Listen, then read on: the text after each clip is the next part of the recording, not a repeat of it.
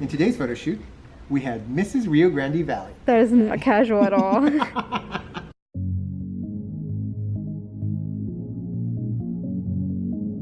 We had Yvette, she's our makeup artist for the school, and she's also Mrs. Rio Grande Valley. She had a dress by Rent a Dress, and it was really cool and formal, and it just fit the look of her hair. So she already had a kind of glamorous look to her.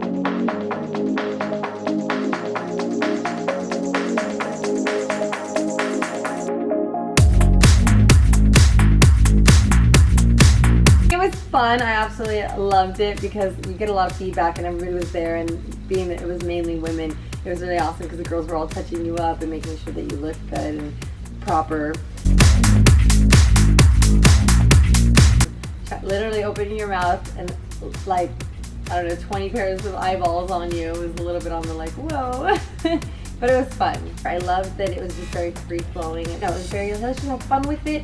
You be you, let everybody do their thing. And I felt like that was, for me, being the model for today was amazing because I didn't feel any pressure as far as like, oh gosh, I have to be specific, like with one pose or a certain look they're looking for. It was, no, just have fun with it, be you.